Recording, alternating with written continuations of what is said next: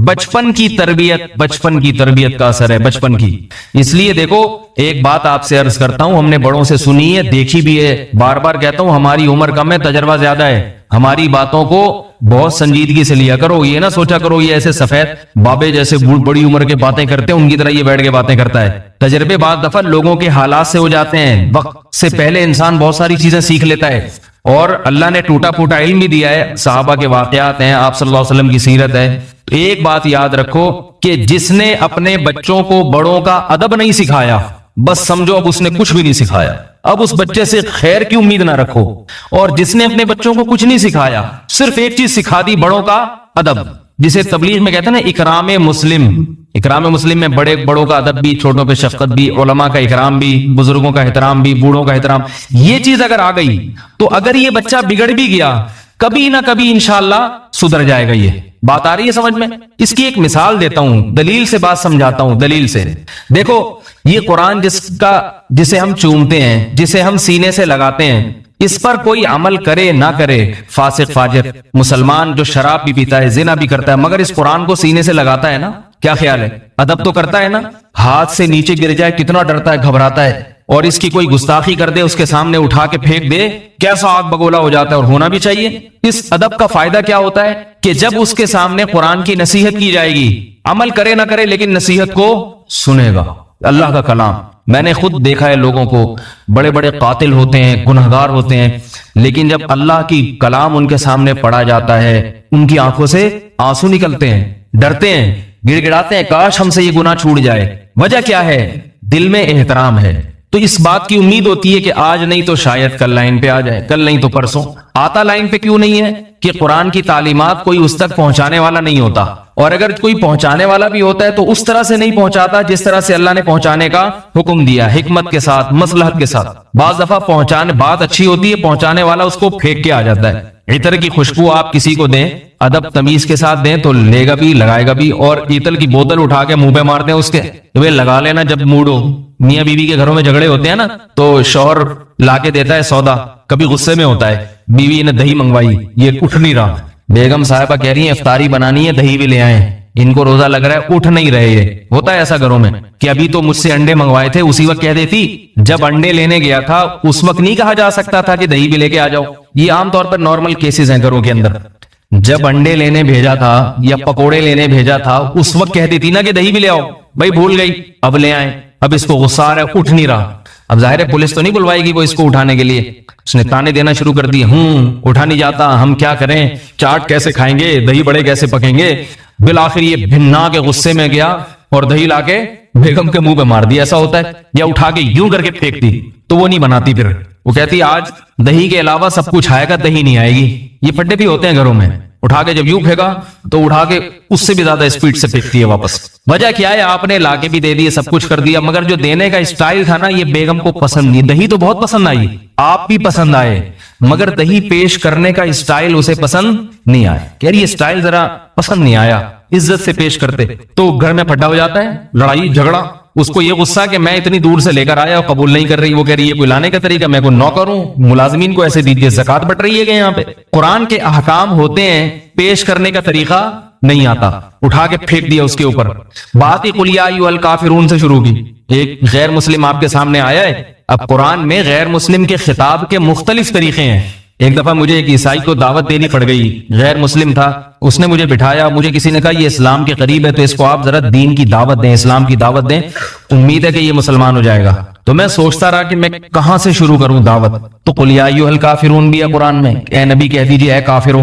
تو اگر میں یہاں سے شروع کرتا اے کافرو، تو کہتا چلو بھائی پتلی گلی سے نکلو، شاباش ہمیں کافر کہنے آئے ہو یہاں پہ. تو میں سوچتا رہا، قرآن کی آیت میرے ذہن میں آ گئی، قل یا اہل الکتاب تعالوا الی کلمۃ سواء بیننا وبینکم الا نعبد الا اللہ. کیسی پیاری آیت ہے. اے نبی ان سے کہہ دو اے اہل کتاب. اہل کتاب بھی کافر ہوتے ہیں، مگر اہل کتاب کا لفظ سن کے ان کو یہ احساس ہوگا کہ اللہ تعالی ہمیں عزت دے رہے ہیں. کافر تو ہندو بھی ہے، سکھ بھی ہے، مگر ان کے پاس آسمانی کتابیں نہیں ہیں. ہمیں اہل کتاب، پڑھا لکھا کہا جا رہا ہے، کتاب والو تم تو سمجھدار لوگ ہو. اس سے اس کا دل نرم ہوگا کہ بھئی تم اتنے گمراہ نہیں ہو جیسے ہندو ہیں, تمہاری گمراہی کم ہے کیونکہ تم آسمانی کتابوں اور پیغمبروں کو ماننے والے لوگ ہو. اور پھر تعالو آؤ, ایک ہوتا ہے ایتی آ جا, اور اردو میں بھی کسی کو بلانا ہو آئیے کہتے ہیں کہ نہیں کہتے, بلکہ اس سے بھی زیادہ مہذب لفظ ہے تشریف لائیے. نہیں بھی چاہ رہا ہوگا دل تو انسان چلا جائے. پولیس والے جب کسی کو گرفتار کرتے ہیں نا تو اتنے غلط طریقے سے کہ اس کا دل نہیں چاہتا. اگر پولیس والے ایسے بولے تشریف لائیے, خود ہی موبائل میں جا کے بیٹھ جائے گا, وہ عزت نہیں دیتے. وہ تشریف لائیے, کیا خیال ہے, تشریف لائیے, دل چاہتا ہے کہ آ جاؤں. اس سے تھوڑا کم درجے کا لفظ ہے آئیے, تو بھی انسان کا دل چاہتا ہے. اس سے تھوڑا کم درجے کا لفظ ہے آ جائیں, تو بھی انسان کہتے ہیں چلو تھوڑی سی. اردو کی بڑی خوبصورت زبان ہے, خدا کی قسم, یہ سب اردو میں ملے گا آپ کو. اردو جو ہے نا یہ زبان ہی اونچے خاندانوں میں بننے والی زبان ہے, یہ مہذب قوموں میں. لیکن آج اردو کی قدر نہیں ہو رہی ہے. انگلش میں سب کو کیا کہتے ہیں, کم ایئر, بس اس سے زیادہ نہیں ہے.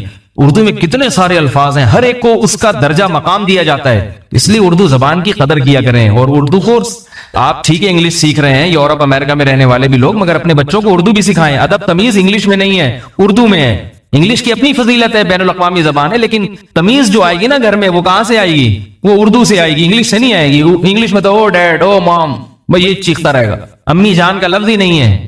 جان کا لفظ کتنا اچھا ہے, جائے نا, کیجیے نا, بس ہر جگہ پلیز لگا دیتے ہیں. وہ ہر بات سے پہلے, وہ تو پولیس والا بھی گرفتاری سے پہلے پلیز کہہ کے گرفتار کرتا ہے. تو خیر آئیے, آ جائیں, آؤ, یہ تھوڑا سا کم درجے کا ہو گیا ہے بھائی. اس کے بعد کل ہمارے یہاں ایک ساتھی تھے, کھانے پہ مجھے بلا رہے تھے. وہ بیچارے گاؤں سے آئے ہیں, ان کو زیادہ اردو نہیں آتی. مجھے کہتے بار بار. میں نے کہا ایسے بلا رہے جیسے مرغیوں کو دانا ڈالنے کے لیے بلایا. آئیے, آ جائیں, تشریف لائیں, یہ بولو. خیر ان بیچاروں کو اردو آتی نہیں تھی, ان کو کے ساتھ تو میں مزاح کر رہا تھا. مجھے بار بار کہہ رہے ہیں یوں کر کے بھائی مرغیوں کو دانا ڈال رہے ہو کیا. تو آ جائیے, آئیں, آئیے, اور یہ تھوڑا کم درجے کا ہو گیا. اور بالکل ہی اگر گرانا ہے آبے, چل بے لگا دو آخر میں, تو ذرا بازاری زبان بن جائے گی. اٹھے وڑ, اور زیادہ اس میں کرنا ہے نا, اٹھے وڑ, پراں وڑ, اس طرح کے الفاظ آپ بولنا شروع کر دو, اور تھوڑا سا غصے میں آ جائے گا. تو قرآن نے بہت شائستہ لفظ استعمال کیا, تعالو عربی کا مطلب تشریف, آ جائیے, آؤ, تشریف لائیں, یعنی مہذب لفظ ہے تعالو. جب چھوٹا کسی بڑے کو بلاتا ہے تو کہتا ہے تعالو. تو قرآن عیسائیوں کو دین کی دعوت دے رہا ہے, اور الفاظ کیا ہیں, قل, اے نبی ان سے کس لہجے میں بات کرنی ہے آپ نے, یا اہل الکتاب, اے عیسائیوں, اے کرسچنز, اے مشرکو, اے کافرو, نہیں, اے اہل کتاب, تعالو, آؤ. عزت کے ساتھ ان کو بلایا جا رہا ہے. الی کلمتن, ایسی بات کی طرف آؤ, سواء بیننا و بینکم, جو ہمارے اور تمہارے درمیان مشترک. ہمارا دین اور تمہارا دین الگ الگ نہیں ہے, ایک ہی دین ہے, ایک ہی دین ہے. انسان کو اپنے دین سے محبت ہوتی ہے, اپنے باپ دادا کے دین سے فطری محبت ہوتی ہے. اپنے باپ دادا کے دین کو چھوڑنا انسان کے لیے آسان نہیں ہے. تو اللہ فرما رہے ہیں ان سے بولو, ہم جس دین کی دعوت دے رہے ہیں یہی اصلاً تمہارے باپ دادا کا, جو اصل باپ دادا جو پہلے گزر چکے ہیں, جو حضرت عیسیٰ کے دور میں تھے, اصل تو ان کا دین ہے جس کی طرف ہم تمہیں دعوت دے رہے ہیں. فرق نہیں ہے, یہ لہجہ ایسا ہے. سوال پیدا ہوتا ہے جب فرق نہیں ہے تو بلا کیوں رہے ہو, ان کو اسی پہ رہنے دو, ہے بھائی. سوال ہی پیدا نہیں ہو رہا تو جواب کہاں سے پیدا ہوگا. ہو رہا ہے سوال کہ بھائی جب کوئی فرق نہیں ہے تو بلا کیوں رہے ہو. تو آگے بتایا جا رہا ہے اصل میں فرق نہیں ہے, تم لوگوں نے بنا لیا ہے, اصل میں کوئی فرق نہیں ہے. تعالوا الی کلمۃ, آؤ ایسی بات کی طرف, سواء بیننا و بینکم, جو ہمارے تمہارے درمیان مشترک ہے. بھائی ہم کوئی نئے دین کی دعوت نہیں دے رہے. اللہ نعبد الا اللہ, وہ قدر مشترک کیا ہے کہ ہم اللہ کے سوا کسی کی عبادت نہیں کریں گے. جب یہ بات عیسائی کو کہی جائے گی اس کے دل پہ چوٹ لگے گی, کہے گا بات تو صحیح ہے, ہماری کتابوں میں بھی توحید, تو یہ عیسیٰ ابن مریم کہاں سے آ گئے ہیں بھائی.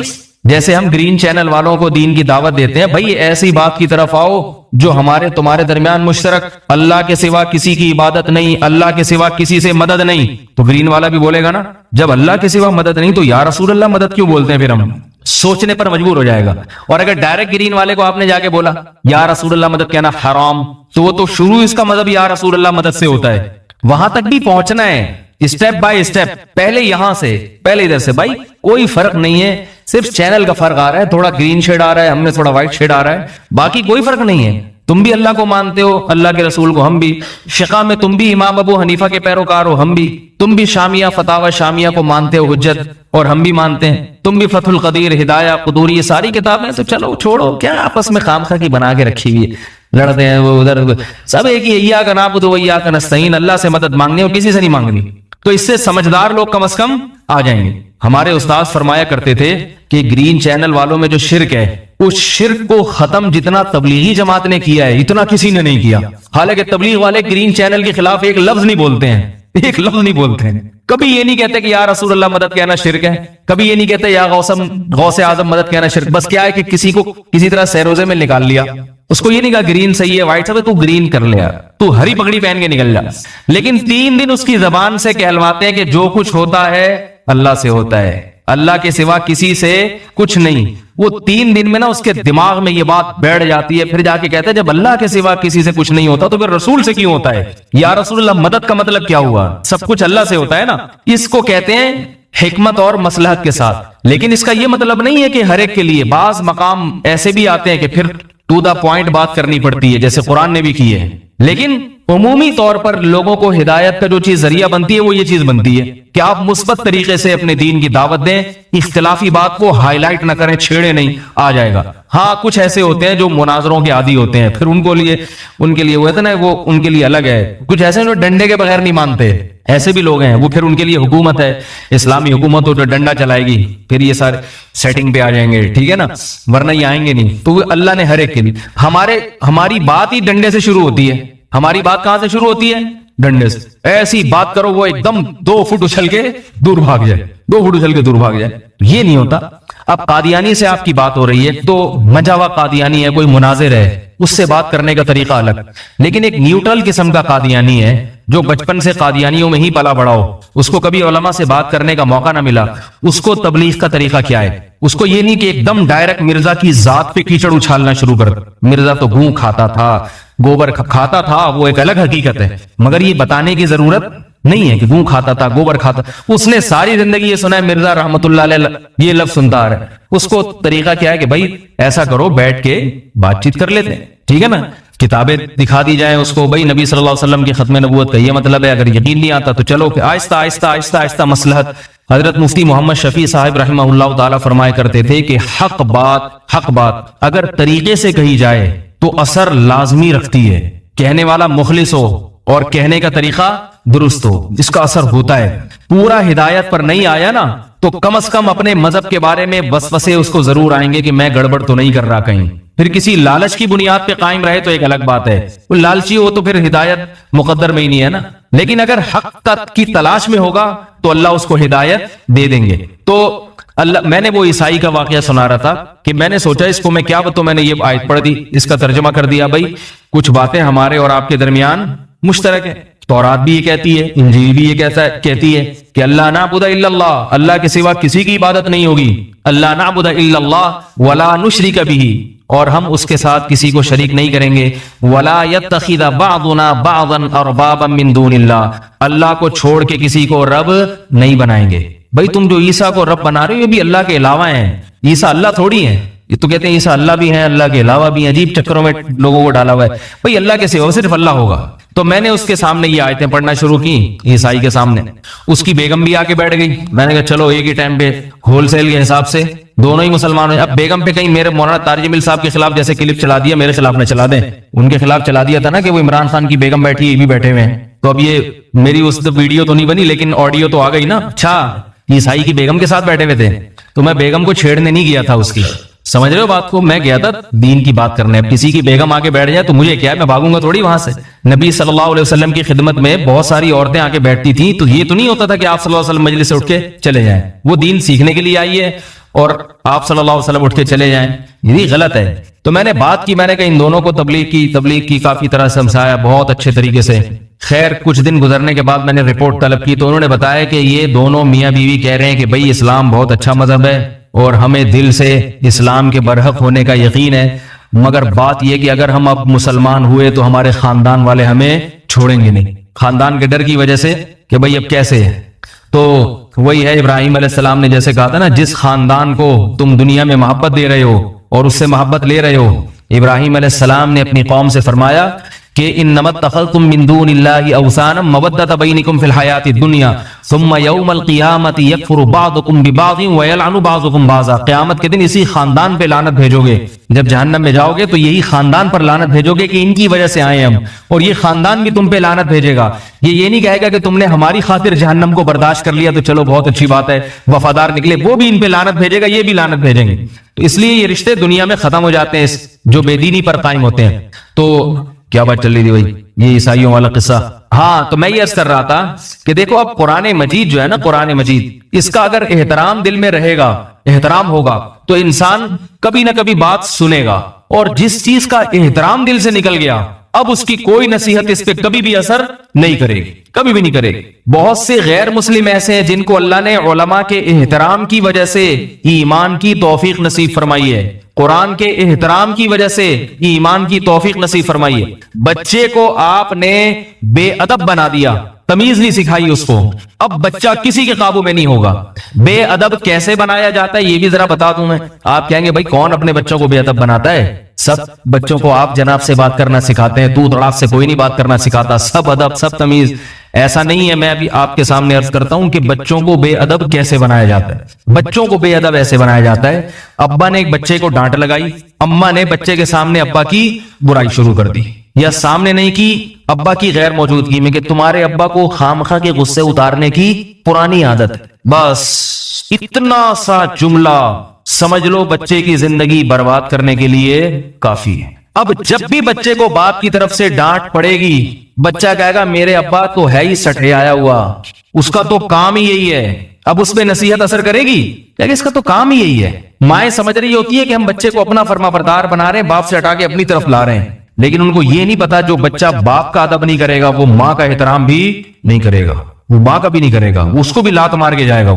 اسی طرح ماں نے بچے کو ڈانٹ لگائی اور باپ بچے کے سامنے ماں کو پیٹنا شروع کر دے, ماں کو لتاڑنا شروع کر دے, تو بچے کے دل سے ماں کی عظمت نکلتی ہے. پھر یہ گھروں میں بہت ہوتا ہے, جو مرضی ظلم کر دے, بچے کے سامنے ایک دوسرے کو ہرگز نہ ٹوکے. الگ سے لے جا کے بیگم تم نے اپنا غصہ تو اتار لیا, مگر اس طرح سے بچے خراب ہوتے ہیں. اتنا نہیں پیٹا کرو, میں ہوں نا پیٹنے کے لیے.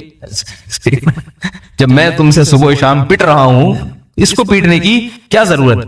اسی طرح عورت اپنے شوہر کو کہہ دیا کرے الگ سے, بھائی اتنا نہیں کوٹا کرے بچے کو, صحیح نہیں ہے. بچے کے سامنے بحثی زیور میں حضرت حکیم الامہ نے کیسے آداب لکھے ہیں. فرمایا ماں کو چاہیے بچے کے دل میں باپ کا احترام اور ڈر بٹھاتی رہے, ڈر بھی بٹھائے, احترام بھی بٹھائے.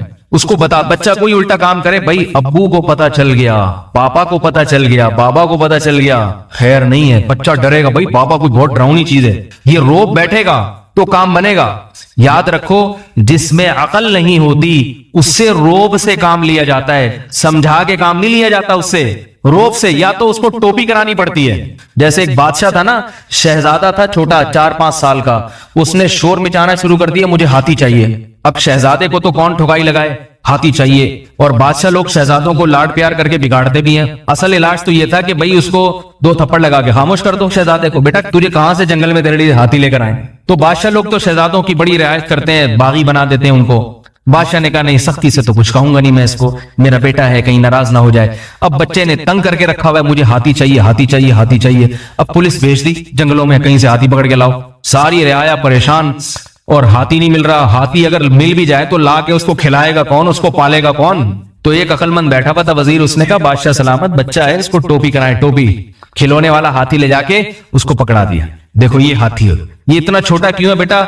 آج کل ہاتھی جو ہے نا خوراک کی کمی سے اتنے چھوٹے ہو گئے ہیں. بچہ خوش, ماشاءاللہ بھائی ہاتھی مل گیا, ٹوپی کراتی کہ نہیں کراتی. تو بچوں کو یا تو الو بنایا جاتا ہے, یا روب سے, یا تو ڈانٹ ڈپٹ ہے, روب آنکھیں دکھائی ڈر گیا, یا یہ کہ آپ نے تھوڑا سا کچھ چیز مانگ رہا ہے تو ادھر سے گھما کے لے آئے, وہ دکانیں دکھاتی دیکھو ہڑتال ہے, بندہ ایسے ٹوپی کرا کے اس کو لے آئے. تو جھوٹ نہ بولیں, جھوٹ یہ بھی بتا دوں, بچے کے سامنے جھوٹ بولا اور وہ پکڑا گیا تو بچہ جھوٹ سیکھتا ہے, فوراً جھوٹ سیکھتا ہے. مائیں کہتی ہیں نا میری مٹھی میں ایک چیز بند ہے, حدیث میں اس کی ممانعت ہے. بچے کو بلاتے ہیں آؤ یہ چیز دوں گا, اور ہاتھ میں کچھ بھی نہیں ہے. جب بچہ آیا آپ نے ہاتھ کھولا کچھ بھی نہیں ہے, بچے کے دل میں جھوٹ کی برائی نکل جاتی. بچہ کہتا ہے اپنے مفاد کے لیے کسی سے جھوٹ بولا جا سکتا ہے, جھوٹ بولا جا سکتا ہے. بچہ فوراً یہ کہے, میرے بچوں کو میرے بارے میں معلوم ہے کہ میں اگر ان سے کسی چیز کا وعدہ کر لوں کہ بھئی کل میں یہ لا کے دوں گا, بچوں کو پتا ہے پپا لازمی لا کے دیں گے, کو पता है, क्योंकि अब्बा झूठ नहीं बोलेंगे।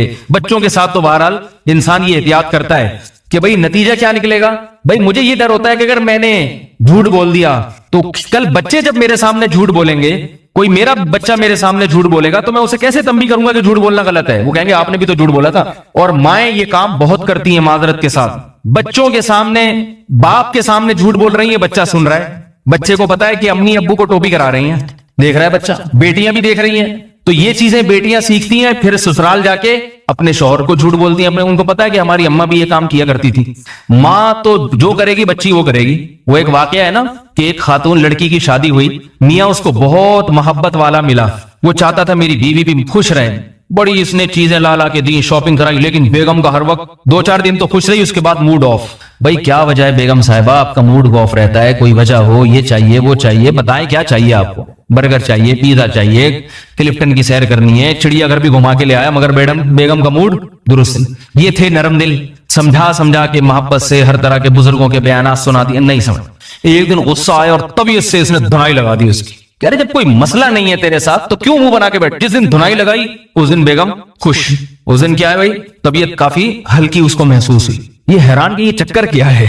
आज तो मेरा ख्याल था कि ये तलाक लेके भाग जाएगी, खुला ले लेगी अदालत से, अब क्यों हुई? तो तहकीक करने पर पता चला कि इसने अपनी अम्मा को हमेशा अपने अब्बा से पिटते हुए देखा है, हमेशा यही देखा है, घर का माहौल ही ऐसा था। तो अब इसको वही कल्चर चाहिए कि ठुकाई होती रहे, सेटिंग पे चलती रहेगी। तो ये माँ, बच्चा ऐसे माँ से सीखता है, ऐसे सीखती है, खासतौर पे बेटियां, बेटा बाप से सीखता है और बेटियां माँ से सीखती हैं। तो भाई क्यों घरों में ठुकाइयों वाला माहौल और पिटने वाला माहौल और चीखने चिल्लाने वाला माहौल बना रहे हो? बच्चों की खातिर थोड़ा सा तमीज के दायरे में रहना सीख ले इंसान।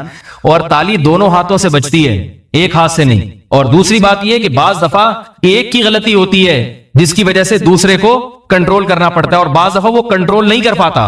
तो ये सारी बचपन से खराबियां पैदा होती हैं, बचपन से। तभी तो शरीयत में खानदान की बहुत अहमियत है। भाई खानदान देख के शादी करो। वजह क्या है कि भाई जिस खानदान में पली बड़ी है या पला बड़ा है उसके असरात इसके अंदर लाजमी आएंगे। तो मैं ये अर्ज कर रहा था बच्चों को अदब सिखाएं। अदब कैसे, बेअदबी कैसे सिखाई जाती है? एक तरीका तो मैंने ये बताया कि बाप की बुराई बच्चे के सामने, या बाप माँ की बुराई कर रहा है बच्चे के सामने, या एक दूसरे बच्चे को तंबी कर रहा है, दूसरा उसी वक्त उसको टोक रहा है कि ये गलत हो रही है तंबी। ये भी होता है। एक और गड़बड़ ये होती है, और माजरत के साथ बयान अगरचे मेरे बहुत सारी खवातीन सुनती है, मगर ये वाली बुराई जो मैं भी बता रहा हूँ ये खवातीन में ज्यादा है। मैं ये नहीं कह रहा सारी खवातीन में ये बुराई है, जो मेरा बयान सुनती है उनमें नहीं है, उनके अलावा की बात कर रहा हूं, उनमें ये बुराई बहुत ज्यादा है। वो बुराई क्या है कि अगर बच्चे का चचा, ताया या चचाजाद भाई जो उम्र में बड़ा हो, वो अपने कजन को जो उम्र में छोटा है उसको किसी बात पे डांटे, ये चचा उसको डांटे या थप्पड़ लगा दे, तो माएं फौरन शिकायत शुरू कर देती हैं, तुम कौन होते हो मेरे बच्चे पे हाथ उठाने वाले। ठीक है ये कुछ भी नहीं है, लेकिन जब आपको फिर तलाक हो जाए, अल्लाह ना करे, या शौहर मर जाए, फिर ये नहीं कहना मेरे बच्चे रोडों पे आवारागर्दी करते फिर रहे हैं, आप अपने भतीजों का ख्याल करें, फिर ये काबू में नहीं होंगे। उस वक्त तो ताना दे दिया क्योंकि अभी पालने वाला शौहर मौजूद है, उस वक्त तो कह दिया तुम कौन होते, तुम्हारे क्या लगते हैं। बच्चों के चचा ताया को बावर कराया जाए कि बाप का जितना हक है ना आपका भी इतना हक है। फिर मिसाल दूं अपने ही बच्चों की, क्योंकि जाहिर है मैं दूसरों के बच्चों की तो नहीं दूंगा ना, मेरे छोटे छोटे बच्चे माशाल्लाह यहाँ खेल रहे हैं। मैंने अपने भाइयों को कहा हुआ है कि जब दिल चाहे ना, जिसको भी तबीयत से पेलने का दिल चाहे, ठुकाई लगाने का, मुझसे पूछने की जरूरत नहीं है। खुशी होगी कि आपने इनको अपना समझा। भाई आज अपना समझेंगे तो कल काम आएंगे। समझ में आ रही है बात? इंसान खानदान में पलता है, खानदान में, अकेला नहीं है, खानदान को साथ लेके चलता है तो मसाइल हल होते हैं। शादियां होनी होती हैं बच्चियों की, अगर आपने चचा और ताया और इनको ऐसा बिल्कुल परे रखा के हटो, तुम इनके मामले में दखल अंदाजी ना करो, नतीजा क्या निकलेगा? किसी मामले में नहीं पड़ेंगे वो। उनको ये बावर कराओ कि ये आपकी भतीजी बिल्कुल आपकी बेटियों की तरह, बेटी को भी बावर करा दो, बाप जैसा एहतराम करना है चचा और ताया का। समझ में क्यों नहीं आ रही बात? हमने अपने बचपन में जो माहौल देखा है वो अब नजर नहीं आ रहा। मेरे कजन थे चचाजाद भाई जो मुझसे उम्र में, फूफीजाद भाई थे मुझसे उम्र में 2 साल बड़े। एक दिन कुछ शरारत की है उन्होंने, 2-3 दफा की, तो मेरी फूफी ने शिकायत लगाई मेरे बड़े भाई से। फूफी का बेटा था वो, मुमकिन है बयान भी सुने, वो कभी कभार सुनते इंटरनेट पे, कहेंगे यार मेरे राज फाश कर रहा है। फूफी का बेटे मेरे कजन हुए ना 2 साल मुझसे उम्र में बड़े, एक उम्र होती है इंसान उसमें शरारतें शुरू कर देता है, घर से भाग रहे हैं लड़के लौड़े लपाड़ों के साथ, स्नोकर क्लब टप्पू वप्पू गलत एक्टिविटीज में पढ़ने लगे। तो मेरे फूफा थे सऊदी अरब में, वो तो नहीं बच्चे पे निगरानी, तो मेरी फूफी ने मेरे बड़े भाई जो कजन है, क्योंकि उस बच्चे का बड़ा भाई कोई था नहीं, सबसे बड़ा वही था, मेरे बड़े भाई को आके शिकायत लगाई। मेरे बड़े भाई ने दरवाजा बंद करके तसल्ली के साथ उड़ दिया उसको। ठीक है, बचपन का वाकया है। वो मेरे बड़े भाई से इतना ही डरते थे जितना अपने अब्बा से डरते थे। हालांकि कजन का रिश्ता है, सगा भाई भी नहीं है, मगर चूंकि बड़ा है उम्र में तो भाई भाई की तरह ही है, भाई की तरह ही है। तो बागी नहीं बने कि इसने मेरे पे हाथ क्यों उठाया, या मेरी फूफी ने कोई एतराज किया, ये कौन होता है हमारे बच्चों को ठुकाई लगाने वाला। क्योंकि मेरे बड़े भाई ही उसको पढ़ाते भी थे, फ्री में पढ़ाते थे, इंग्लिश पढ़ाई उनको, ट्यूशन पढ़ाया, इसलिए कि भाई ये कजन है, छोटे भाइयों की तरह है, बगैर पैसे लिए। मैं भी पढ़ता था अपने बड़े भाई से, सारे कजन आगे बैठ जाते थे, हम सब ने, फूफीजात, खालाजात, चचाजात ने अपने बड़े भाई से पढ़ा है, और कुरान भी मेरे बड़े भाई से सबने पढ़ा है। बड़े से छोटे भाई जो है ना वो हाफिज कुरान थे, वो कुरान पढ़ाते थे, और उनसे बड़े भाई जरा वो स्कूल की तालीम और इन चीजों में वो माहिर थे, इंग्लिश मैथ वगैरह वो ये पढ़ाते थे। तो सारे कजन, क्योंकि कजनों का घर करीब था, सारे आके उन्हीं से, हमारे दोनों बड़े भाइयों से पढ़ते थे, मैं भी और वो भी। तो वो कुरान जब पढ़ाते थे ना, बड़े से जो छोटे भाई हैं, उनका इतना रोब था कि मेरे सारे कजन और कजनियां भी थी, कजन और लेडीज कजन, इंग्लिश में तो सबको कजन ही कहते हैं ना, उर्दू में तो कुछ थोड़ा सा फीमेल और मेल में फर्क करना पड़े। सब आके बैठते थे जो कुरान पढ़ते थे फजर की नमाज के बाद। आज बच्चे को फजर में उठाना कितना मुश्किल है, और हमारी क्लास कब होती थी? फजर की नमाज के फौरन बाद। पढ़ाते हमारे बड़े भाई थे, तो क्या होता था, बस आके आंख दिखाई यूं करके, ऐसे करके उठ के बैठ गए, नमाज पढ़ी शराफत के साथ, क्योंकि पता था कि नहीं बैठे तो कुछ भी हो सकता है, अगली दफा में एक थप्पड़ आएगा। और हमें यह भी पता था अगर इन्होंने थप्पड़ मारा तो पूरे खानदान में हमारा साथ देने वाला कोई नहीं होगा कि क्यों मारा, कि हमारे अब्बा पूछे बेटे से कि तूने छोटे भाई पे क्यों हाथ उठाया, या हमारी वालदा पूछे बड़े भाई से कि तू कौन होता है छोटे भाई को मारने वाला। समझ में आ रही है बात? इसी तरह वो जो कजन थे वो भी फजर के बाद आके बैठ जाते थे, क्योंकि पता था कि भाई का इतना रोफ था, हमारे आंख दिखाई आके बैठ जाएंगे। अगर नहीं आके बैठे तो पता था कि भाई साहब का क्या आएगा, चमाटा, थप्पड़ आएगा जोर से। और ये भी पता था बच्चों को, हमारे कजनों को, कि हमारे वालिदैन की तरफ से इस थप्पड़ पर कोई एतराज, बोलो भाई, नहीं हो। तो सब पढ़ लिए कुरान माशाल्लाह बगैर किसी फीस के, और घर में पढ़ने की बरकत ही अलग है। कारियों से तो पढ़ते हैं तो बाज दफा कारी नेक होता है, पढ़ा देता है, वरना तो टरखाते रहते हैं। मैं देखता हूं मदरसों में बच्चे 1 साल से 4 आयतों में ही घूम रहे हैं, और मैंने बचपन में इतनी सूरतें हिफ्ज कर ली भाई की मौजूदगी में, वो पूरा कुरान बहुत जल्दी पढ़ लिया, और अल्लाह का फजल है बहुत अच्छा पढ़ा, बहुत अच्छा पढ़ा। तो ये किसकी तरबियत थी? वालदैन की, कि वालदैन ने बड़ों को ये बताया था, बड़े भाइयों के, कि तुम बड़े हो, तो वालदैन छोटे भाई को बड़े भाई के खिलाफ ना वर्गलाएं। ये भी वर्गलाते हैं, बड़ा छोटे पर थोड़ा सा रोप डालेगा तो अब्बा आके रुकावट डालते, तू कौन होता है बहन पे रोप डालने वाला। भाई उनके सामने ना बोलो, अलग से कमरे में ले जाके उनको बोल दो, बेटा तुम्हारे छोटे भाई हैं, ठीक है, रोप भी सही है, निगरानी भी सही है, मगर थोड़ा हल्का रखा करो। सामने ना बोलो, सामने बोलोगे छोटे भाई के दिल से बड़े भाई का एहतराम निकल जाएगा। हम में चूंकि नहीं निकला था, इसलिए हम मौलवी बनने के बाद भी बड़े भाई से पिटे हैं। मैं जब दौरे हदीस में था तो हमारे बड़े भाई ने एक दफा तबीयत से हिसाब किताब कर दिया, ठुकाई लगा दी ठीक ठाक तरीके से। तो खैर हमने खाली हाथ उठाने का तो अल्हम्दुलिल्लाह तसव्वुर नहीं, ये अल्लाह का फजल है कि हम बड़े भाई पे हाथ उठाएं, हालांकि वो आलिम नहीं है, मैं मौलवी साहब बन चुका था, तसव्वुर नहीं कि हाथ उठाएं। और वो गलती भी उनकी थी, मेरी नहीं थी, वो है जरा गुस्से वाला, तबीयत से उन्होंने धुनाई लगा दी ठीक ठाक तरीके से। मैं पगड़ी पहन के बैठा हुआ था, धुनाई लगा दी। मैंने जाके अपने उस्ताद हैं, मैं अपने पीर और मुर्शिद हैं, उनसे शिकायत लगाई, क्योंकि मेरे भाई, बड़े भाई भी उनसे ताल्लुक था उनका। मैंने कहा ठुकाई लगाई, उन्होंने कहा यार बड़ा भाई अगर साल में 1 आध दफा वैसी भी ठुकाई लगा देना, उसका हक बनता है, ये साबित करने के लिए कि मैं क्या हूं, मैं बड़ा हूं। का रोजाना तो नहीं मारते ना? मैंने कहा नहीं रोजाना के नहीं, साल में 1 आध। मैंने कहा साल में 1 आध चलता है। देखो कितना अच्छे तरीके से उन्होंने क्या किया, छोटे के दिल में बड़े का एहतराम डाला, कि भाई अगर किसी वजह से मारना हो, वजह से तो दोस्त भी दोस्त की ठुकाई लगा देता है। भाई नहीं समझ में आ रहा तो मैं चला जाता हूं घर, किसी वजह से तो दोस्त भी दोस्त को मुक्का मारेगा ना। तो बड़े का तो मतलब ये, वो कभी कभार बगैर वजह के, सिर्फ ये बताने के लिए कि मैं क्या हूं, मैं बड़ा हूं, मेरा रोब है, 1 आध लगा दो ऐसे ही। तो फिर हमने अपने उस्ताद को देखा, अपने पीरो मुर्शिद को, वो बड़े माशाल्लाह अल्लाह ने उनको बहुत इल्म दिया है, लेकिन मैंने उनको देखा कि वो अपने बड़े भाई का, जो उनसे उम्र में बड़े, हालांकि ऐसे आलिम नहीं है, उनका बड़ा एहतराम करते हैं। तो क्या होता है, इतने ऐसे एटीट्यूड मेरे नहीं है कि आप समझे कि पता नहीं कितने माशाल्लाह इकराम एहतराम है, दिमाग हमारा भी थोड़ा सा टेढ़ा ही रहता है।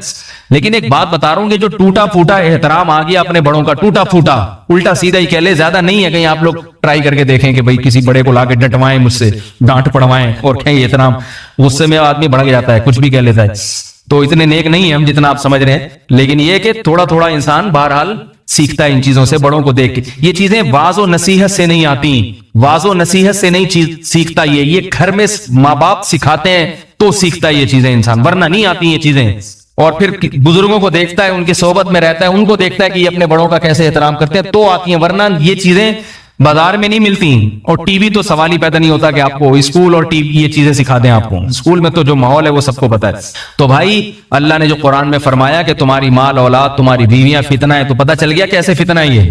ان کی تربیت نہیں کرو گے تو پھر یہ فتنہ ہی بنے گی تمہارے لیے، کوئی تمیز ادب نہیں سکھاؤ گے تو یہ عذاب جان بنے گا، وبال جان بنے گی تمہارے لیے، بیوی وبال جان بن جائے گی، اولاد وبال جان۔ خواتین سے خاص طور پہ درخواست کرتا ہوں کہ گھروں میں بچوں کی تربیت میں جتنا خواتین کا کردار ہوتا ہے اتنا باپ کا نہیں ہوتا۔ بچے ماں سے اٹیچ ہوتے ہیں، ماں اگر بڑوں کا ادب نہ سکھائے، ماں ان کو بڑوں کا ادب سکھائے، ان کے سامنے کبھی جھوٹ نہ بولے، چاہے کیسی آزمائش آ جائے، یہ بتائے کہ بیٹا جھوٹ بولنا تو بہت ہی بری، یہ نہیں ہو سکتا مجھ سے، کچھ بھی ہو جائے جھوٹ نہیں بولنا میں نے۔ اگر یہ چند ایک چیزیں سکھا دے تو بچہ ہیرا بن کے نکلے گا، ہیرا بنے گا وہ بچہ، ایسی اس میں اللہ تعالیٰ صلاحیتیں پیدا کرے گا۔ اور گھروں میں لڑائیاں اختلافات ہوں گے اگر یہ چیزیں نہیں ہوں گی۔ تو اس لیے تمہارے مال اولاد تمہاری بیویاں تمہارے لیے فتنہ ہیں، اس کا ایک مطلب یہ بھی ہے کہ تم لائے اپنے فائدے کے لیے تھے کہ دین میں معاون مددگار بنیں گے، بے حیائی سے بچا رہوں گا، لیکن نتیجہ کیا نکلا؟ بجائے دین میں معاون بننے کے ہر وقت لڑائی جھگڑے، سر برین ایمری سے ہی مر گئے۔ دین پہ چلتے تو جب زندہ رہتے، پہلے ہی وقت سے پہلے ہی دنیا سے چلے گئے وہ۔ اور پھر تھوڑے دن بیگم صاحبہ روئیں دھوئیں، اس کے بعد پھر وہ چاچا نہیں پوچھتا نہ ماموں پوچھتا ہے۔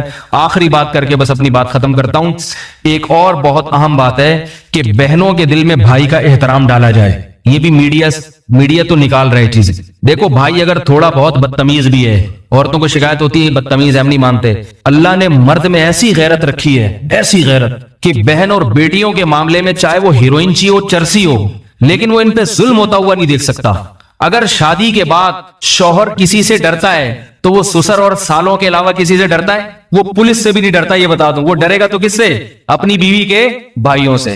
تو اگر عورت نے شادی سے پہلے اپنے بھائیوں سے بنا کے نہیں رکھی، بگاڑ لی جیسے کہ آج کل بگاڑتی ہیں، تم کون ہوتے ہو میرے معاملات میں ٹانگڑ والے، تم کون ہوتے ہو مجھ سے پوچھنے والے کہ کس سے بات کر رہی ہے کس سے نہیں۔ وہ کہتا ہے بھائی جب یہ مجھے کچھ سمجھتی نہیں ہے تو لا تعلق ہو جاتا ہے۔ ٹھیک ہے بھائی تمہاری زندگی، جاؤ جہاں مرضی شادی کرنے جاؤ۔ اور عورت کو ضرورت پڑتی ہے کبھی نہ کبھی اپنے بھائیوں کی، اس وقت وہ ساتھ میں یہ سب چیزیں دیکھ رہا ہوں اپنی آنکھوں سے۔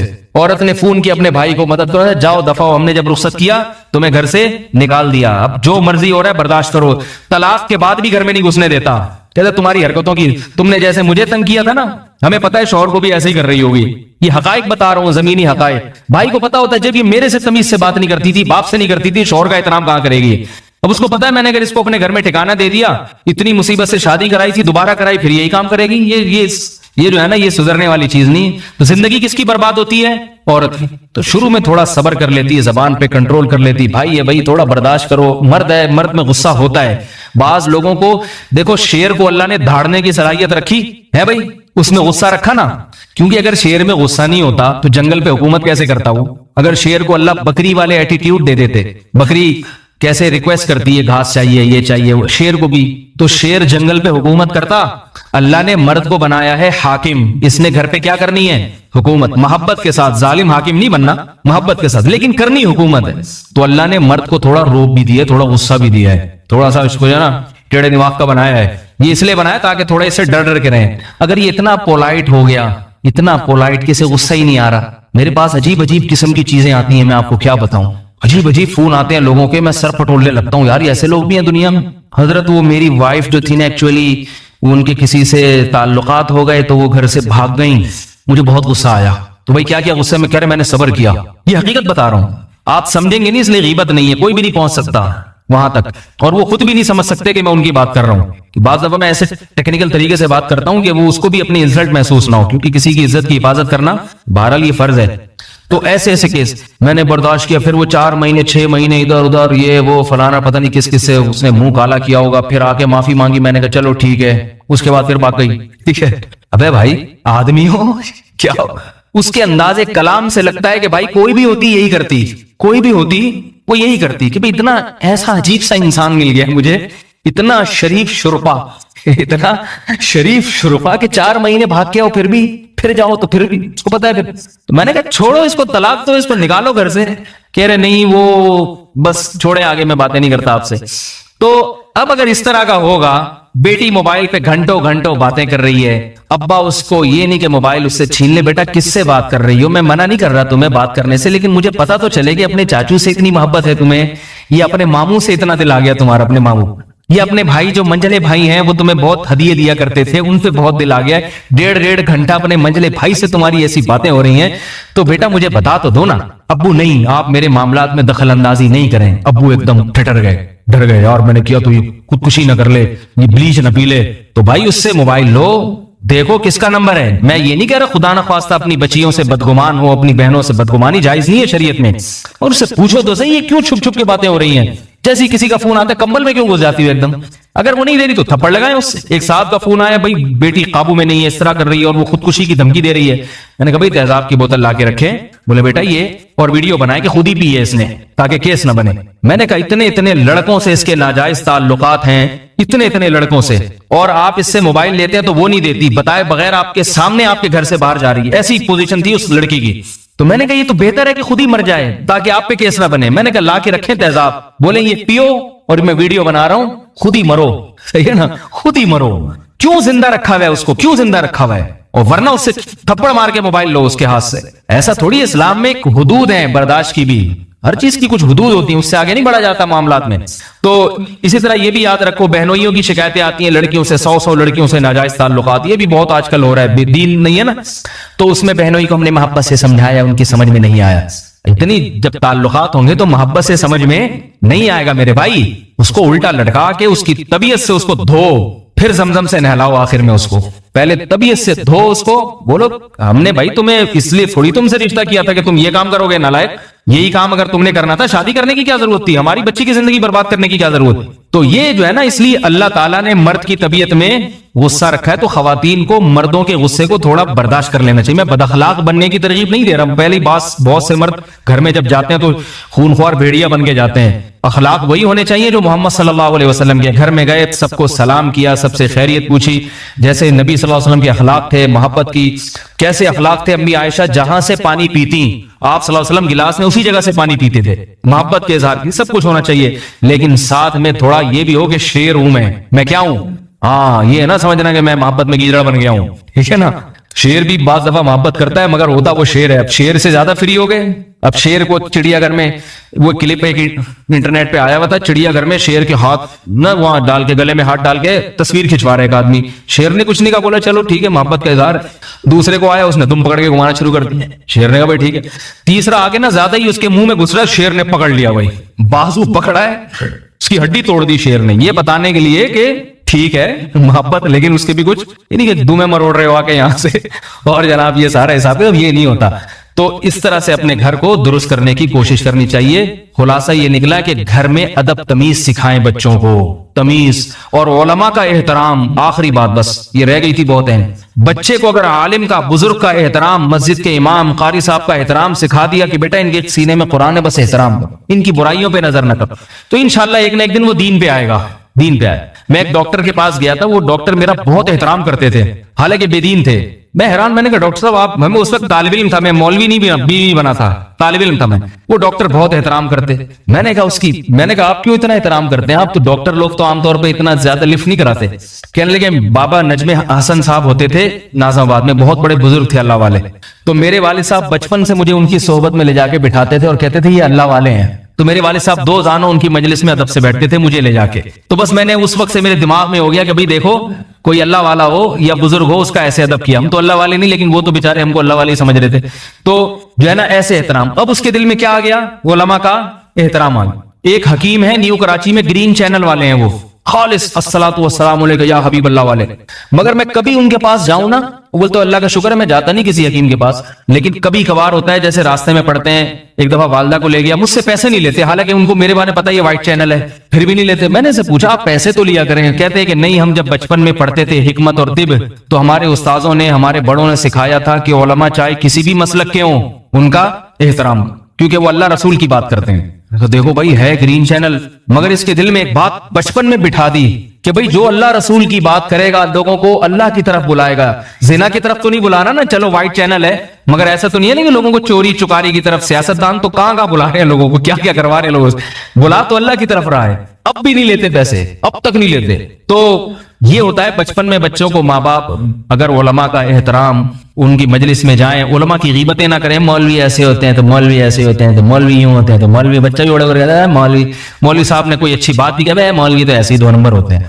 تو بھائی پھر 1 نمبر کہاں سے ملے گا اس کو؟ کیا یہود و نصارہ کے پاس جائے گا وہ سیکھنے کے لیے؟ یہود و نصارہ تو شراب کباب سکھاتے ہیں, ان کے تو نائٹ کلب ہیں, شرابیں ہیں, ان کے ہاں تو سب الاؤ ہے. اس لیے یہ چیزیں بچوں کو بچپن سے سکھائیں. ایک آخری بات جو امی بھائی کے بارے میں نے کرنی تھی, بیان میرا مکمل ہو گیا. بس ایک کچھ ہفتہ بھر میں جو خبریں آتی ہیں نا, تو ان پہ بھی بعض دفعہ میرا دماغ میں کوئی بات آ جاتی ہے. وہ سنا ہے کہ وہ عمران خان نے اپنی بیوی کو طلاق دے دی ہے, سننے میں آ رہا ہے. تو اس پہ بعض لوگ جو ہے نا اس کو بہت ایشو بنا رہے ہیں کہ ایک بیوی کو تو سنبھال نہیں سکا, ملک پہ حکومت کیا کرے گا. بعض لوگ یہ تبصرہ کر رہے ہیں, بعض اور کچھ کہہ رہے ہیں, بعض اور تبصرہ ایک مذاق بنایا ہے. تو عمران خان کی شخصیت ابھی میرے سامنے نہیں ہے کہ وہ کیا ہے کیا نہیں ہے, کسی کی شخصیت سے ہمیں بحث بھی نہیں ہونی چاہیے. ایک شرعی مسئلے کا چونکہ اس سے تعلق ہے, اس لیے میں نے سوچا کہ میں اس پر تھوڑی سی بات کر دوں کہ دیکھو اللہ تعالیٰ نے قرآن مجید میں حکم دیا ہے فَإِمْسَاكُمْ بِمَعْرُوفٍ أَوْ تَسْرِيحٌ بِإِحْسَان, نکاح کرو, محبت سے رہو, نہیں رہ سکتے تو محبت سے علیحدگی اختیار کرو. تو اللہ نے جہاں شادی کا ذکر کیا وہیں ساتھ ساتھ علیحدگی کا بھی. مگر چونکہ ہم ہندوؤں کے معاشرے سے ہم لوگ زیادہ اٹیچ رہے ہیں تو ہمارے ہاں طلاق کو حد سے زیادہ معیوب سمجھا جاتا ہے. بلا وجہ کوئی طلاق دیتا ہے یہ تو غلط ہے, اس کی تو حوصلہ افزائی نہیں ہونی چاہیے. لیکن اگر کسی وجہ سے دے رہا ہے, نہیں بن پا رہی, آپس میں محبت سے علیحدگی اختیار کر لیتے ہیں, وہ اس پہ تانے دینا جائز نہیں ہے, کیونکہ پھر ایک شرعی حکم ہے. جیسے کوئی شادی کرے تو اس کا مذاق اڑانا جائز نہیں ہے, تو ایسے ہی آپس میں آرام سے علیحدگی اختیار کر لیں تو ان کا مذاق اڑانا بھی جائز نہیں ہے. کیوں؟ اس مذاق اڑانے کے نقصانات کیا ہیں وہ میں آپ کو نمبر وار بتاتا ہوں. پہلا نقصان تو وہی شریعت کے ایک حکم کا مذاق. اسلام میں عیسائیوں اور ہندوؤں کی طرح نہیں کہ جب شادی ہو گئی تو اب جوئے کی طرح ہے, صحیح نکلی غلط نکلی, یا یہ بندہ صحیح ہے غلط ہے, بس آپ سر پٹولتے رہو ایک دوسرے کا. نہ دنیا مسافر خانہ ہے بھائی. آپ بس میں چاہ رہے تھے, سیٹ پہ بیٹھے ہوئے ہیں, ٹرین میں سفر کر رہے ہیں, آپ چاہتے ہیں ذرا اچھا ہم سفر مل جائے, سیٹ میں ساتھ آپ نے ایک صاحب کو بٹھایا, آپ یہاں بیٹھ جائیں, آپ سے اچھا ٹائم گزرے گا, دیکھا بھائی نہیں گزر رہا, سیٹ بدل لی جاتی ہے. کیا خیال ہے بھائی؟ سفر ہے ویسے بھی آخر میں جا کے پشاور اسٹیشن پہ تو دونوں نے علیحدہ ہو ہی جانا ہے, تو بہتر ہے ابھی ہو جائیں کیونکہ سفر تو اچھا گزرے. تو یہی رشتوں کی حیثیت ہے. یہ دنیا مسافر خانہ ہے. نکاح کیا, محبت سے رہو, نہیں رہ رہے, چلو بھائی تم ادھر ہمارا راستہ.